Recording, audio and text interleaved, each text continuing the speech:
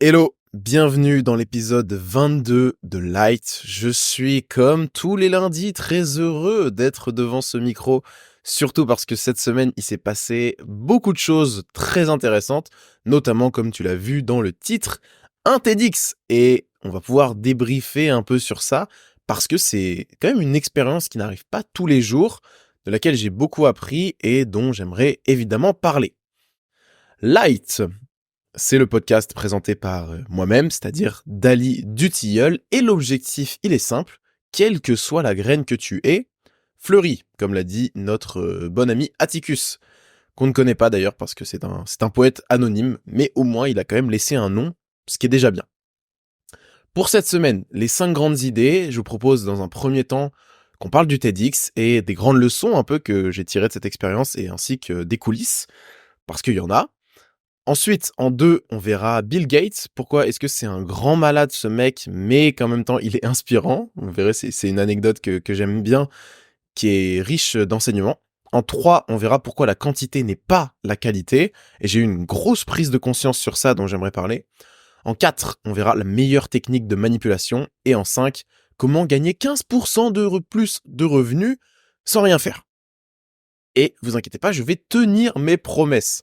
En tout cas, je montrerai un exemple qui tient cette promesse.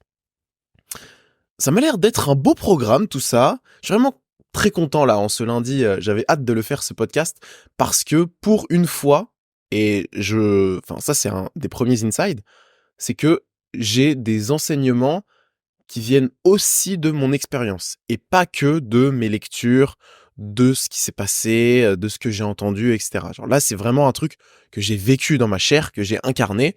D'où le incarné, c'est incarné, donc le dans la chair. C'est pour ça que c'est important. Et je pense que j'ai envie de tirer plus d'enseignements de cette manière parce que c'est là où ils prennent tout leur sens et toute leur pertinence.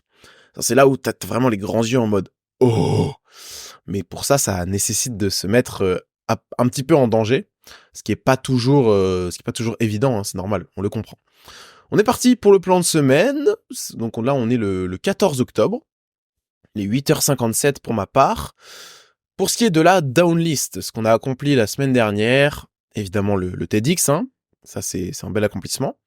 Faut savoir que c'était la première conférence de ma vie, enfin une des premières, donc on commence direct par par la grande porte, même si on va pas se mentir, c'était pas une salle immense, remplie, etc. Donc ça a facilité un peu, je pense, le truc. J'ai fait 3 séances de muscu, 2 running et beaucoup de marche, sachant que j'ai dû bouger à Bordeaux ce week-end et tout. Très content d'avoir réussi à tenir malgré les quelques péripéties qui se sont mis dans mon quotidien, mais c'est normal. Et ça, c'est un truc que je ne cesserai de répéter, je pense. Les habitudes, c'est bien, mais ce qui compte, c'est d'être élastique et de s'adapter quand même à son environnement. J'ai fait des colis pour mon petit frère, un jeûne intermittent vendredi dans le train, c'était super dur, jusqu'à 14h. Du coup, je buvais beaucoup de café, mais au moins, je travaillais bien.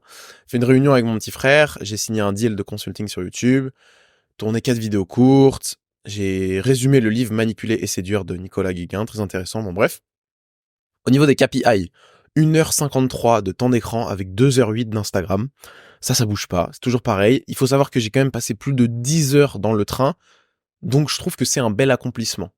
Dans tous les cas, j'avais pas le choix parce que c'était bloqué, mais au vu du temps que j'ai passé cette semaine à pas faire grand chose ou à être dans cette situation de c'est inconfortable, genre j'ai pas grand chose à faire, mais en même temps j'ai pas envie d'être le gars qui tue le temps parce qu'il est dans cette situation.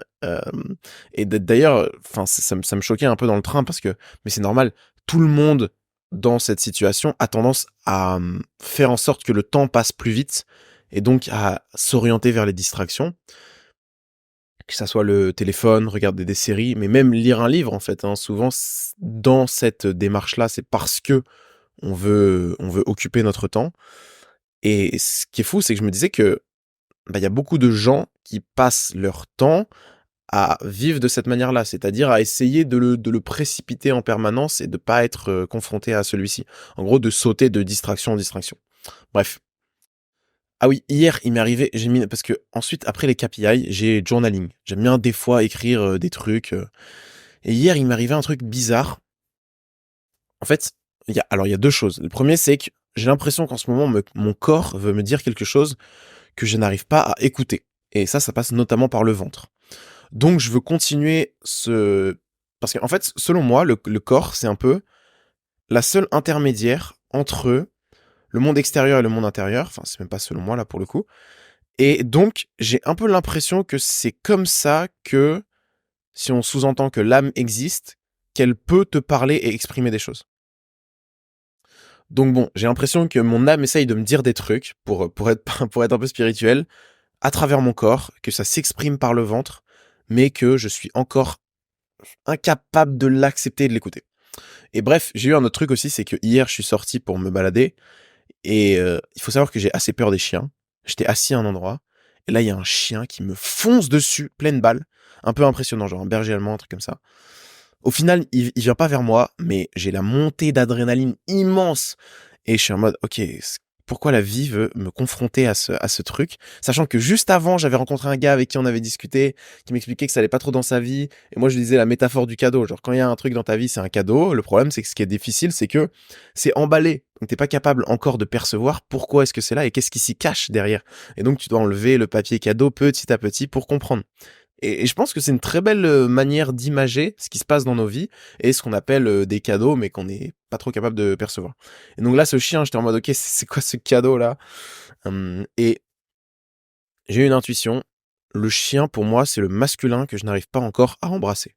Mais bon, ça, c'est très perso et on verra si je suis, enfin, si cette intuition se confirme ou pas. Mais bref, en tout cas, il s'est passé des trucs et j'aime bien avoir ce petit moment de journaling aussi, ce petit moment d'introspection qui permet de prendre du recul et d'apprendre des choses sur soi. Hein. C'est un travail qui ne s'arrête jamais, de longue haleine. Pour les objectifs, bah, la semaine dernière, j'ai tout respecté, j'ai tout fait, donc ça régale. Et pour la semaine pro, j'ai décidé de poster une vidéo YouTube, 3 shorts, un podcast. Alors là, il y a aussi le deuxième point, c'est de terminer toutes les idées de nouveaux modules sur ma formation Social Maestro. Comme je vous l'ai déjà dit la semaine dernière, on est en train de tout refaire avec l'IAD. Lui, il s'occupe surtout de la partie marketing, business et tout. Moi, c'est plus sur le contenu et l'objectif primordial, c'est d'augmenter le delivery, de faire en sorte que les probabilités de gens qui entrent et qui ont des résultats soient la plus importante possible. Et ça, bah, ça prend du temps. Ensuite, 3 séances de muscu, 2 cardio. Ça bouge pas comme d'hab. J'aime bien cet équilibre sportif. Et pour finir, je vais lire le nouveau livre que je viens d'acheter, qui s'appelle La Voix de l'homme révélé, justement qui va, je pense, m'apporter des insights intéressants sur cette intuition que j'ai eue avec les chiens. Et le résumé, ça serait sympathique.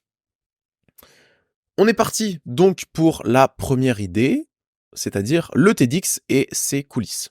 J'ai écrit en rentrant, de base, j'ai dit que le dimanche, je travaillais pas, mais comme j'étais dans le train et que j'avais 5 heures, bah, mine de rien, je devais trouver des distractions, j'avais pas trop le choix. Genre, j'ai pas encore acquis le skill de passer 5 heures en train de regarder la fenêtre et être en mode «Ah, c'était vraiment bien».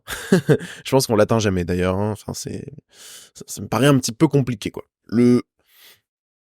À mon avis, un des meilleurs moyens qui fait que un trajet peut passer rapidement, c'est un, discuter avec des gens, 2, être pris dans le flow par une tâche ou par un travail, 3, être pris dans le flow par une distraction style un livre ou un film.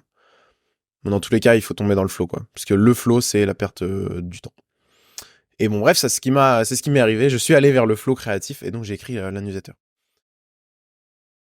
Alors, donc, ce TEDx, il faut savoir que c'est à peu près il y a 3 mois que j'ai été contacté pour le faire. Et au début, évidemment, bah, j'ai hésité, hein. J'ai hésité parce que j'ai eu peur. Mais en même temps, au fond de moi, j'en avais envie. Parce que je me suis dit, voilà, faire un TEDx, c'est le moyen d'aller relever un nouveau challenge.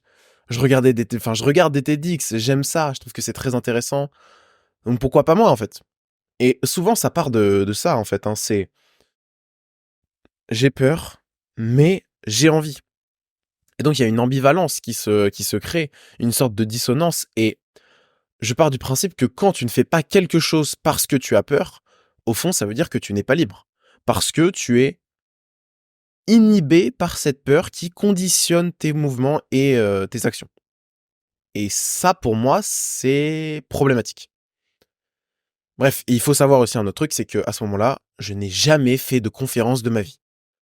Absolument jamais. Mais bon, je me dis: «Allez, let's go, j'accepte».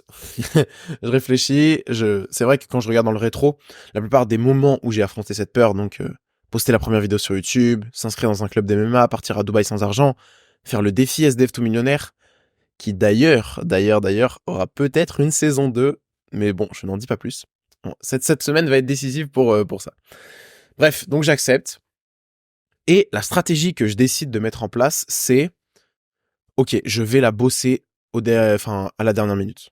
Parce que travailler sur un truc qui va arriver dans 3 mois, je me connais par cœur, je vais rien faire, je vais avancer vraiment vite fait et comme il y aura pas cette petite pression et tout, bon bref, on connaît, hein, la loi de Parkinson, moins il y a de temps pour faire un truc et plus on va être efficace. Donc c'est ce que je fais. J'ai commencé, cette semaine, hein, je vous en ai parlé, hein, la semaine dernière, j'étais en mode: «Bon, bah, je dois faire un TEDx», j'ai toujours pas commencé, quoi. Alors oui, j'ai plein d'informations autour de la quête d'identité, je sais à peu près ce que je veux faire et tout, mais concrètement, il s'est rien passé, quoi. Et là, je suis incapable d'y aller à l'impro. Donc je taffe et tout, je fais une première version et mercredi, je vais taffer dans un café à Montpellier que j'aime bien, avec un pote et je lui présente ce que je compte faire et il me dit que c'est pas ouf. Il me dit: «Mec, genre va sur YouTube, regarde les vidéos de Marketing Mania, il a analysé, les TEDx, comment faire un bon TEDx et tout et là je trouve que toi tu fais pas ça, à merveille». Parce qu'il y a donc ça s'appelle «Le secret des conférences TEDx». Il y a d'ailleurs un livre même qui a été écrit sur le sujet et en fait, je me rends compte que le 1er jet que j'ai fourni, c'est que il est beaucoup trop riche d'informations différentes, ça divague dans tous les sens et tout et que j'ai pas l'élément fondamental d'un TEDx qui est d'avoir un fil conducteur. Et ça vaut dans le fait de rédiger quelque chose, d'écrire un livre, etc. Il faut toujours qu'il y ait un fil conducteur qui soit fort et surtout une idée forte et pas plus. Et moi, dans mon TEDx, là, il y avait genre 3-4 idées fortes, comme je pourrais le faire par moment dans une vidéo YouTube. Et donc ça allait pas. Bref, et d'ailleurs, il y a 3 choses qui font que un TEDx, c'est bien et ça a le potentiel d'être sympathique, c'est que 1, il faut une intro captivante. 2, il faut générer un investissement émotionnel et montrer pourquoi c'est important. Et 3, transmettre un message mémorable dont on se souviendra et qui pourra nous permettre de passer à l'action. J'ai essayé de faire ça, mais ça, c'était vraiment très dur. T'as cette envie, en fait, de vouloir transmettre plein d'informations, t'es très attaché à tes idées, sauf qu'il faut vraiment apprendre à tuer ses bébés. Donc, je suis en mode, ok, je recommence, c'est parti. Donc, je recommence. Et ça m'a demandé beaucoup de... Ce qui a été dur, c'était le travail de deep work très intense. Parce que là, en fait, il y avait tellement une obligation de résultats importants que je ne pouvais pas me permettre de travailler un peu vite fait sur le TEDx, d'être en mode «Oh, ça c'est bien, machin», comme ça peut m'arriver par moment. Alors là, c'était vraiment OK, Dali, tu vas deep work comme un ouf. C'est-à-dire que tu vas mettre il y a une playlist que j'adore sur Apple Music, c'est Deep Focus. C'est genre une sorte d'électronique un peu qui envoie pour se concentrer, ça marche bien avec moi. Donc je mets ça, la porte elle est fermée à clé, les bloqueurs ils sont activés sur tous les sites internet possibles, il y a juste moi, mon texte qui doit trouver des solutions et il y a vraiment cette sensation très désagréable. Vous savez, tu sais quand tu fais un truc qui est un petit peu difficile, moi j'appelle ça des barrières d'adrénaline. Genre c'est comme si ton corps ou ton esprit vient t'envoyer un message selon lequel ah c'est désagréable, j'ai envie de faire autre chose. Ça, le moment où tu le ressens le plus, je trouve, c'est dans le sport où, par exemple, quand tu t'exposes au froid, tu prends un bain froid, tu vas te mettre dedans. Là, ton cerveau, il t'envoie un message fort qui est sors d'ici, on est en danger. Sauf que toi, tu peux contrôler cette montée d'adrénaline, entre guillemets, et lui dire, t'inquiète, on va rester. Et à partir du moment où t'as fait ça, la barrière d'adrénaline, elle redescend. Sauf qu'au bout d'un moment, elle va revenir. Et ça vaut pour l'écriture, ça vaut pour le froid, ça vaut pour le sport. Et donc, la question, c'est combien de barrières d'adrénaline tu es capable de surmonter. Et pour écrire et se focus, par exemple, 2 heures devant un écran et écrire, j'ai dû en passer 3, 4, 5, 6 peut-être. Et donc, c'était difficile parce que d'habitude, je me permets, je me dis, allez, c'est bon, je passe 2, 3 barrières d'adrénaline. Quand la 4e, elle pop, ça veut dire que ça y est, c'est terminé, on arrête. Donc là, ça m'a demandé un vrai travail, un vrai effort. Je bois un petit peu d'eau et je suis là. Bref, on recommence, on fait un truc, je suis content, je suis plutôt fier même de ce que j'ai produit et dans tous les cas, j'ai plus le choix parce que on est vendredi. Et donc, c'est trop tard, quoi. C'est vraiment trop tard. Bref, samedi 12 octobre, je suis à Bordeaux pour le TEDx à Cage University. Et ça y est, ça va être à mon tour. Alors je découvre la salle et tout, plutôt sympathique. On nous dit qu'il y aura que entre guillemets 60 personnes parce que ils auront pas vendu toutes les places. D'ailleurs, ça c'est un vrai truc, hein, mais j'ai trouvé que ils avaient été assez incompétents, les étudiants qui s'étaient occupés de ça. Moi, je m'en fous, ça me fait rien, mais en fait, le constat plus global que j'ai envie de faire, c'est que j'ai l'impression, et moi c'était le cas quand j'étais étudiant, que quand on est dans cette situation, on a un niveau d'exigence qui est trop faible. En fait, comme t'es débutant, t'as un peu le sentiment que c'est normal que tu sois nul, etc. Et clairement, là, ça, je l'ai ressenti avec le TEDx. C'était en mode, ouais, bah nous, du coup, on est des étudiants, donc une sorte de premier projet et tout. Ok, mais en fait, comme c'est comme ça qu'ils voient les choses, ils les prennent pas trop au sérieux. Comme il y a un faible niveau de responsabilité, qu'il y a pas vraiment de retour sur investissement, bah ils s'en foutent. Et bah j'ai le même âge que les gens qui organisaient le TEDx, mais quand je fais par exemple une vidéo YouTube ou que je dois travailler sur des projets, il y a des pressions financières, il y a des pressions de résultats, je suis confronté directement au marché. Donc en fait, j'ai pas le choix que d'être performant parce que sinon ça marche pas. Et quand t'es étudiant, c'est pas vraiment le cas. Donc c'est bien parce qu'il faut des phases intermédiaires comme ça, mais j'ai vraiment eu ce truc de putain, j'ai l'impression les étudiants, ils se branlent genre. Vraiment, il y en a, comme il y a pas d'exigence très importante, etc. Bah ils ont des niveaux d'exigence envers eux-mêmes qui sont trop faibles à mon goût, quoi. Bon bref. C'est parti pour le TEDx, j'arrive, au début j'arrive vers 10h, je rencontre tous les intervenants et tout, c'est cool, on discute bien d'ailleurs, des gens très intéressants. Un premier qui passe, un deuxième, un troisième, moi je suis en quatrième, c'est à mon tour, let's go.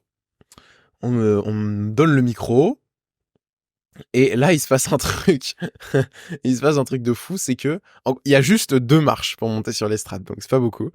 Et je me prends les pieds dans la deuxième marche, je trébuche. Je tombe pas, mais je trébuche. Et donc là, c'est un peu terrible hein, ce qui se passe parce que bah, c'est très déstabilisant comme moment. Et d'ailleurs, c'est drôle parce que tu as beau essayer de contrôler tous les paramètres que tu peux, c'est-à-dire avoir appris ton texte de la meilleure des manières, avoir le meilleur PowerPoint, être trop bien habillé, montrer que t'es confiant, faire un petit travail de respiration avant en amont pour machin. Bref, tous les trucs que j'ai à peu près fait, si ce n'est être bien habillé, parce que bon bref, je me suis sali juste avant de passer, mais ça c'est encore autre chose et encore un truc que je pouvais pas contrôler et anticiper. Et donc là, voilà, encore un truc où la vie, elle est là et elle te montre, ok, regarde, genre, tu peux être préparé à tous les niveaux, t'inquiète pas, il y aura quand même des trucs que tu pouvais absolument pas anticiper et qui viennent et qui te disent, alors, maintenant, est-ce que t'es vraiment solide ou pas? Est-ce que t'es le GOAT que tu penses être? Et donc là, la vie me met ce petit test et ça va parce que je prends le micro et je dis, eh bah, ça commence bien. Et j'ai de la enfin je le dis avec pas mal de confiance et les gens rigolent. Donc là, en fait, je sais que j'ai gagné et c'est marrant parce que en fait, il a suffi de le dire haut et fort, c'est-à-dire ça commence bien, genre je l'affirme en fait, pour que ça soit effectivement le cas. C'est un peu comme si j'avais plié à la réalité et ça c'est très drôle. Donc bref, je fais la conférence, ça se passe plutôt bien dans l'ensemble, je me sens plutôt à l'aise, je me permets de faire des petites touches d'humour même par moment et ça, grand respect aux gens qui font par exemple du stand-up ou de l'humour parce que je me suis rendu compte que c'était peut-être une des manières de se mettre en danger qui était la plus admirable parce que c'est s'exposer fortement au rejet, hein. Et faire une blague, essayer de faire rire les gens, souvent c'est, enfin moi je trouve que c'est un risque, quoi. Et ça nécessite d'avoir une grande confiance et d'être assez solide sur ses appuis. Donc moi, avant, ce que j'avais fait, c'est déjà faire en sorte d'avoir une conférence qui était intéressante. Et je me suis dit, bon, bah, si c'est le cas, je pourrais ajouter ensuite potentiellement des petits moments d'humour. Donc c'est ce que j'ai fait et ça va, c'est plutôt bien passé. Alors évidemment, il y a eu des hésitations, j'ai eu quelques bafouillages, je me suis sûrement répété. En fait, pour être très honnête, je me souviens plus trop du TEDx, hein, parce que j'étais comme hypnotisé. Mais ce que je sais, c'est que quand j'ai fini, j'ai senti que j'avais fait du mieux que je pouvais et que les gens étaient contents. Ils avaient trouvé ça intéressant, même les intervenants, les autres intervenants, enfin, j'ai eu l'impression d'avoir fait une bonne conf. Donc ça, c'était cool et je pourrais analyser avec la vidéo. D'ailleurs, j'ai hâte qu'elle soit sur YouTube. Et le sujet que j'ai traité, c'était 15 minutes pour trouver le sens de sa vie. Donc enfin, pour être honnête, j'ai fait exprès de choisir ce titre assez évocateur parce que à mon avis, c'est un des trucs qui fait que ça pourrait bien marcher sur la chaîne de TEDx.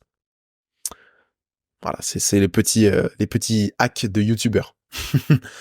Bref, donc, et ce qui se passe après le TEDx aussi d'assez intéressant, c'est que, en fait, j'ai déjà envie de recommencer. Et plus largement, il y a un autre message que me transmet mon corps. C'est une sorte d'énergie, de puissance qui monte, qui est très agréable. Genre, comme s'il y avait un truc de, ok, là, t'es sur le bon chemin, genre. Bref, je comprends pourquoi les gens qui réussissent des projets ne s'arrêtent jamais, parce qu'en fait, quand certaines limites sont dépassées, il y a une question qui persiste, qui est, quelles sont mes nouvelles limites? Et quand on fait un truc comme ça, qui nous faisait peur, qui est dans notre zone, on sait qu'on en est capable, mais on l'a jamais fait, et donc, bon, bah voilà, c'est bien marrant de dire, ouais, ça, je pense que je peux le faire, mais tant que tu l'as pas fait, bah, enfin, t'en sais trop rien, en fait. Et justement, quand t'arrives sur l'estrade et que tu te prends la deuxième marche et que tu trébuches, est-ce qu'au final, t'étais vraiment prêt? Et bah là, il y a que le réel qui est capable de le dire ou non. Donc voilà, il s'avère que j'étais plutôt prêt pour cet événement, que j'aimerais potentiellement le refaire, et que ce qui est sûr, c'est il est marrant ce phénomène par rapport aux limites. Il est très très intéressant. Je sais pas si j'ai quelque chose d'autre à dire sur ce TEDx. J'ai pu échanger avec certains d'entre vous qui sont venus y assister. Et d'ailleurs, bah, un grand merci pour ça. Je pense qu'ils sont en train d'écouter le podcast. Il y en a plusieurs, donc je vais pas les citer individuellement, mais c'est très très cool. Et d'ailleurs, j'ai vraiment l'impression que c'est le médium qui vous fait le plus kiffer le podcast. Et moi aussi, c'est le cas. Donc, let's go, on va continuer. Et surtout, on va continuer aussi de se challenger et d'incarner et d'aller en quête d'exploration, de leçons, de ressources par rapport à ce monde qui passe notamment par soi-même, hein, parce que enfin, je pense que c'est le seul moyen de faire passer des messages, c'est de les vivre et ensuite de les retransmettre. Et moi, j'aime bien cette approche, et c'est une des raisons qui fait qu'il y a un YouTuber que j'aime bien, avec qui je suis assez, enfin, pas très proche, mais que je connais quand même, c'est Paolo Z. Et lui, c'est ce que j'admire dans sa pratique, c'est que toutes ses vidéos quasiment sont des expériences qui ensuite retransmettent des leçons, des messages. Moi, j'ai quand même tendance aujourd'hui, et ça, je me rends compte de par l'urgence qu'il y a par rapport à faire de la quantité, mais ça sera le point numéro 3, on va en parler bientôt, que, bon, bah oui, je parle de trucs que j'ai lus, que j'ai découvert, que j'ai entendu, etc. Mais je parle de trucs enfin, il y a certaines choses dont je parle que je n'ai pas réellement vécu. Et donc, j'ai envie d'aller plus dans cette direction, parce que c'est là où, en fait, vraiment, les messages, et je l'ai vu après le TEDx, où c'est encore un autre game de prise de conscience de soi et de connaissance de soi. C'est encore autre chose. Donc, c'est intéressant. Deuxième idée. Bill Gates. Pourquoi c'est un grand malade, ce gars? C'est une anecdote qui est très drôle. Hmm. Il faut savoir que Bill Gates, un jour, il a enlevé l'autoradio de sa voiture. Et on lui a demandé, pourquoi est-ce que tu as fait ça? Et il a dit que, en fait, il voulait absolument aucune distraction et que la seule chose qui l'importait, c'était de penser à Microsoft. Et je trouve que cet exemple est assez extrême, mais qu'il est très intéressant, parce que ça montre à quel point Bill Gates, il a compris un truc, c'est que un esprit qui est focus et qui est concentré sur vraiment une seule et unique tâche, bah c'est vraiment un esprit qui est inarrêtable, en fait. Et on en revient à ce qu'on disait la semaine dernière par rapport aux distractions, et je trouve que c'est bien illustré là justement par Bill Gates. Les distractions, c'est vraiment l'ennemi aujourd'hui de la capacité à faire du bon travail. Et donc ça, Cette information, je l'ai tirée de FS Brain. C'est une très très bonne newsletter. Et d'ailleurs, j'ai acheté le livre du gars qui s'appelle Thinking Clearly, qui est... J'aime bien les gens qui se questionnent sur, ok, comment est-ce qu'on fait pour mieux réfléchir et pour mieux travailler, mais sans rentrer dans des conceptions un peu bullshit ou je sais pas quoi. Genre, c'était vraiment un travail de fond qui s'intéresse notamment à des choses qui sont intemporelles, etc. Et notamment cette idée de... En fait, oui, t'as pas besoin de plus de temps, mais t'as vraiment juste besoin d'apprendre à te focus un peu plus et à sortir davantage des distractions. Et donc dans la newsletter, il dit le temps s'étend quand tu élimines les distractions et notre attention, non pas le temps. Enfin, en fait, ouais, c'est surtout, c'est pas le temps qui limite ce qu'on est capable d'achever et de faire, c'est surtout notre attention en vrai. Et c'est vrai, et aujourd'hui, c'est le combat. Et donc, je crois que je vais faire exactement comme Bill Gates. En tout cas, je vais mener l'expérience. Et ça pourrait faire un petit short sympa, à mon avis. Je vais tège l'autoradio qui est dans ma voiture pour m'obliger à ne plus écouter de musique, même de podcast, pendant que je suis en voiture. Ça m'ennuie un peu de le faire, hein. Je vais pas mentir, parce que des fois c'est quand tu fais dans 2 heures de trajet, le podcast t'y régale. Après tu peux toujours mettre ton téléphone, mais je comprends l'intérêt et pourquoi Bill Gates s'est dit un jour, vas-y, je tège l'autoradio. Ça c'est plus très utile en fait, parce que moi j'ai bien compris que le meilleur moyen de faire que Microsoft devienne une entreprise pérenne et extraordinaire, c'est que je mette toutes les ressources possibles et inimaginables que j'ai dans mon cerveau sur ça. Et c'est vrai hein, que quand t'arrives, parce que le cerveau, c'est la meilleure machine qu'on possède, genre. C'est vraiment un des plus beaux cadeaux qu'on nous ait fait, je pense. Et donc, quand tu arrives à l'exploiter, à aller chercher un peu plus son potentiel, notamment en passant par l'ennui et toutes ces choses-là, qui sont certes inconfortables parce que, encore une fois, l'environnement dans lequel on baigne, c'est compliqué, mais qui est primordial, quoi. Et il y a un gars qui m'a écrit une vidéo. Je vais essayer de le retrouver, mais bref, ça n'a pas énormément d'importance, mais en fait, qui met en évidence, et il y a des études sur le sujet, j'étais pas au courant que, en fait, le fait de s'ennuyer, quand ça précède le fait de faire une tâche, augmente nos niveaux de performance.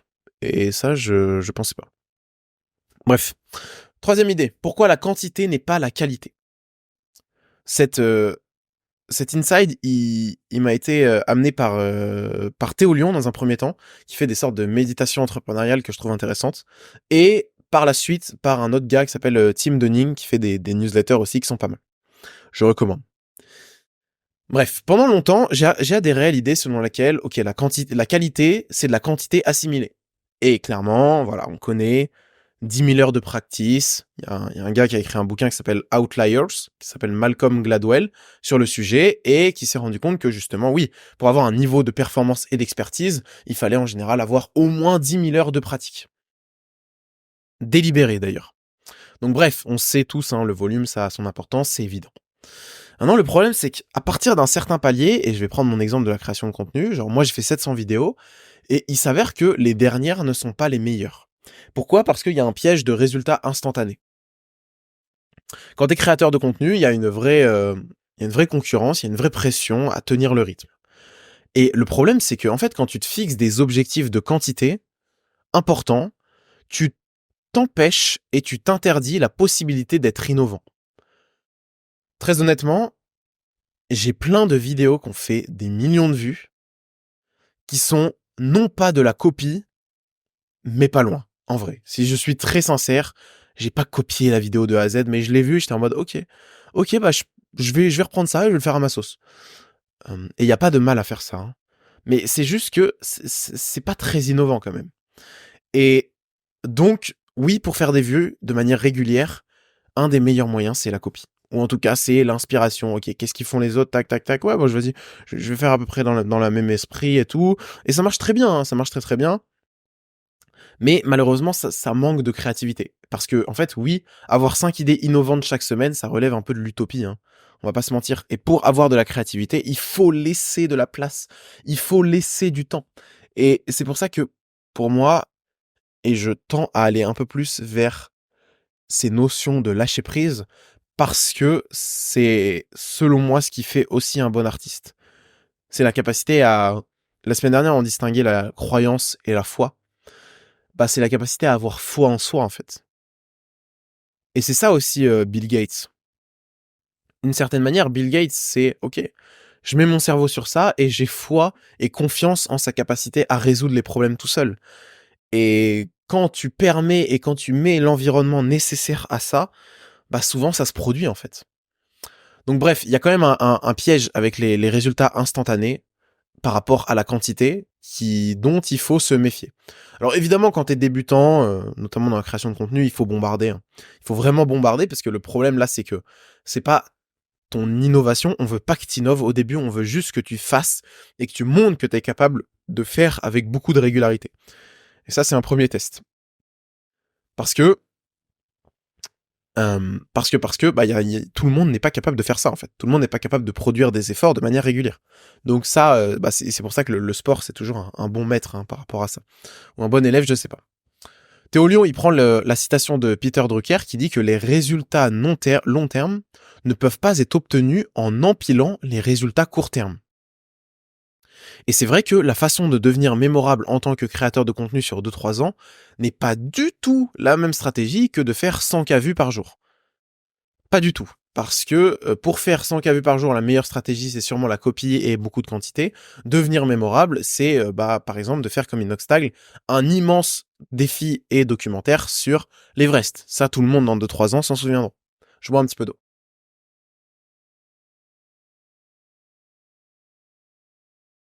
Donc, et j'ai écrit une newsletter sur ça.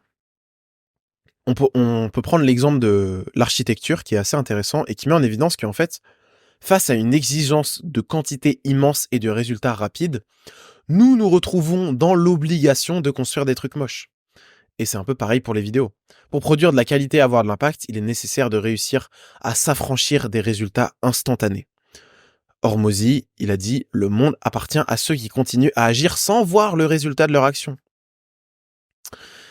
Et c'est vrai que, perso, je suis un peu accro quand même à ces métriques et ces résultats instantanés de OK, j'ai posté une vidéo, elle a fait des vues, ah let's go, plein de likes, OK, trop bien, ah de l'argent qui rentre, OK, bien.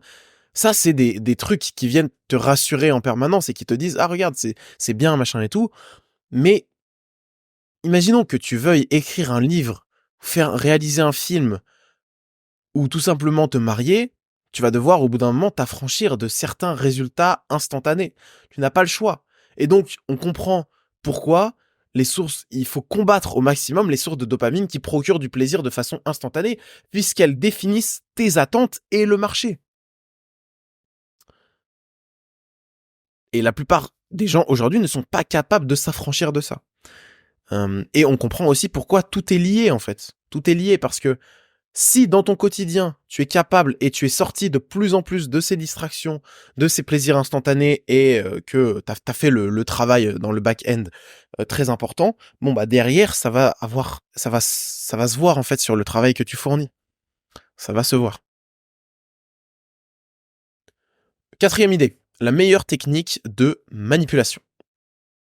Alors celle-là, elle est tirée du livre Manipuler et séduire, qui est pas mal, hein, franchement, j'aime bien ça va me permettre de faire des vidéos qui sont assez intéressantes. J'aime bien aussi le fait d'aller chercher mes sources dans des livres, parce que là, c'est déjà beaucoup moins une approche de copie, en mode ok, il faut faire des vidéos machin, mais c'est plus, je lis le truc et je suis en mode oh, ça je pense ça ferait une très bonne vidéo, plutôt que ah j'ai besoin de faire une vidéo parce qu'il y a des métriques de quantité qui me disent qu'il faut le faire, etc. C'est un peu différent et c'est plus agréable.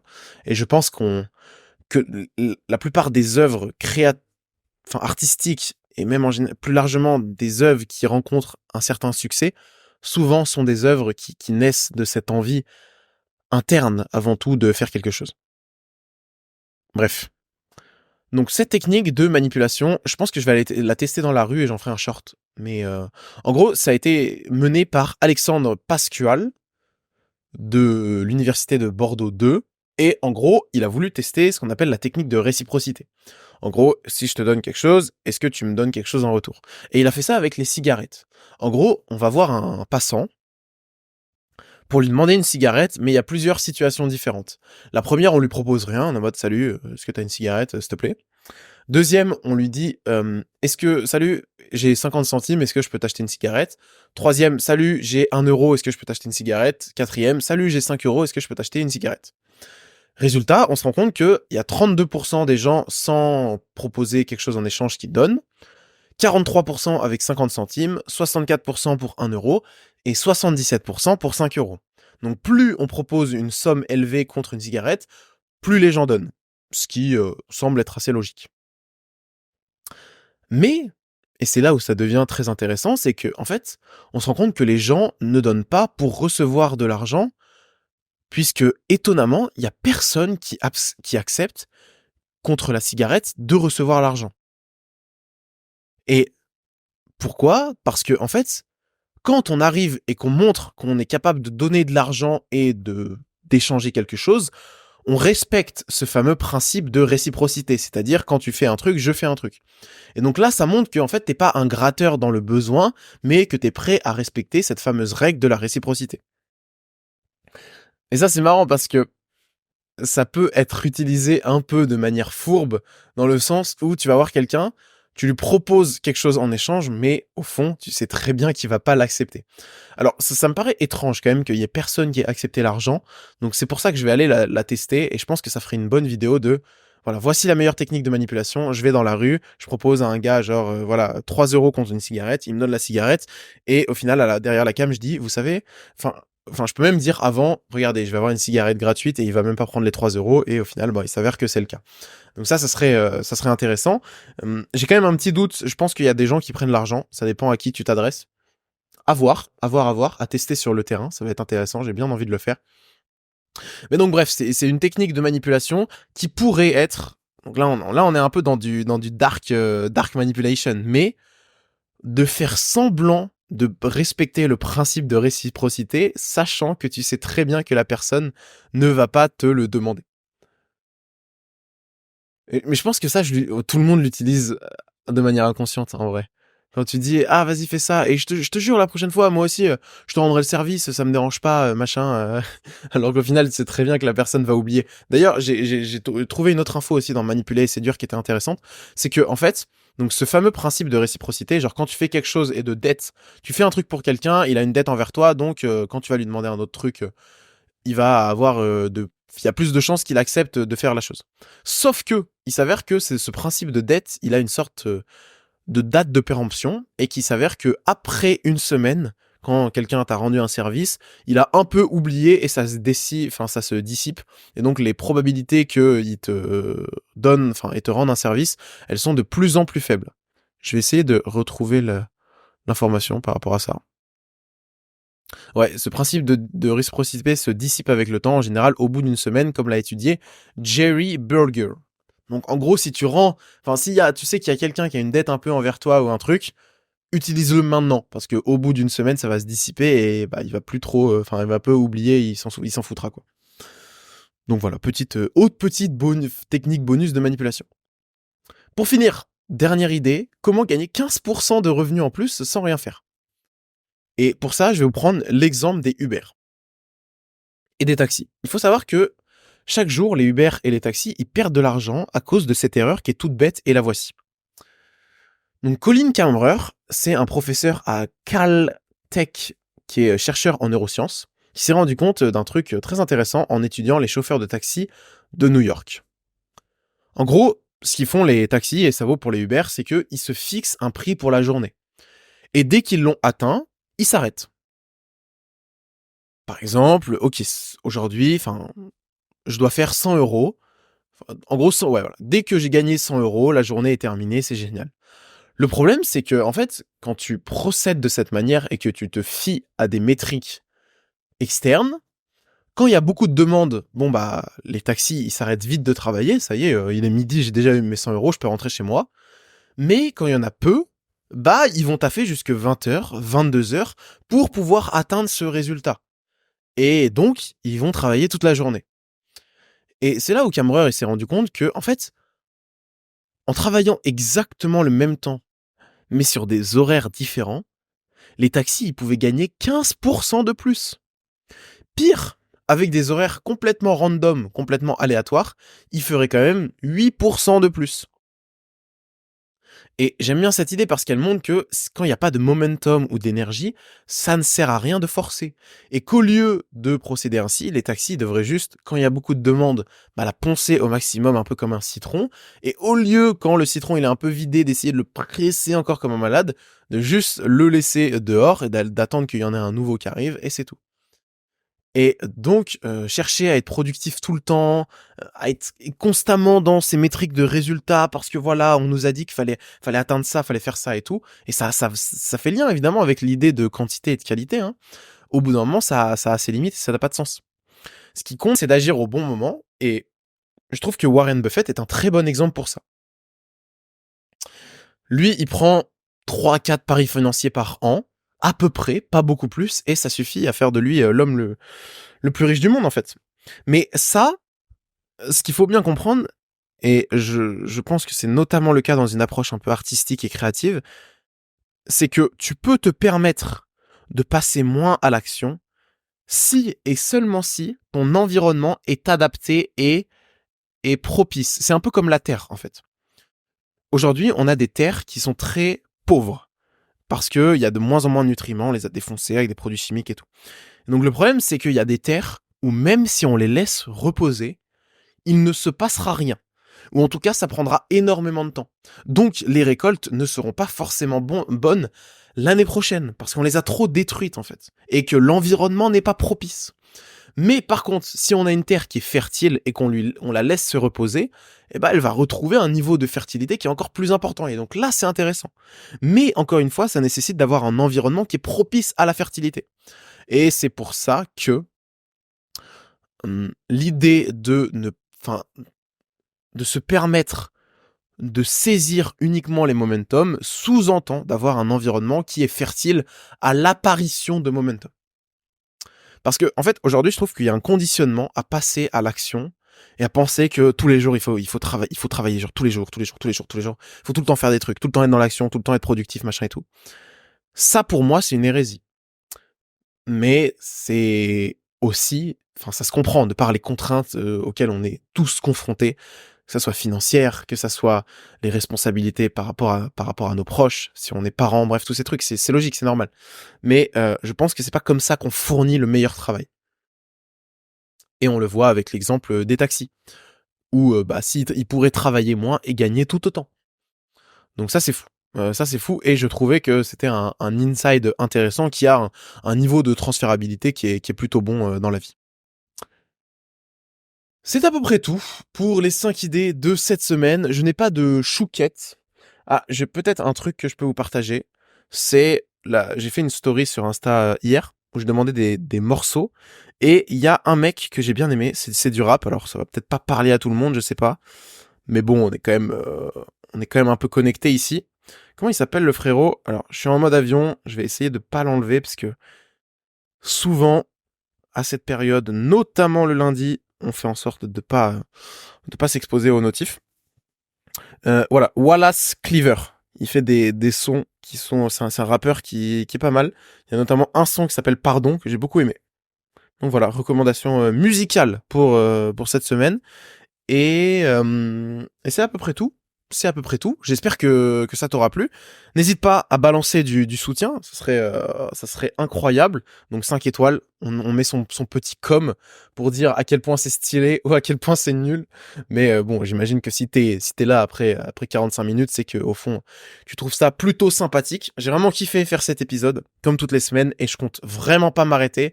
Là, le but, c'est de bombarder et d'aller chercher le titre de top 3 France sur les podcasts dans la niche dev perso. On va pas être trop pressé non plus. Et c'est un objectif que je partage comme ça, mais au fond, il n'y a pas beaucoup d'importance parce que le simple fait de pratiquer l'exercice me procure du plaisir. Et donc, c'est selon moi quand même la métrique la plus importante. C'était Dali. On se voit la semaine prochaine. Ciao.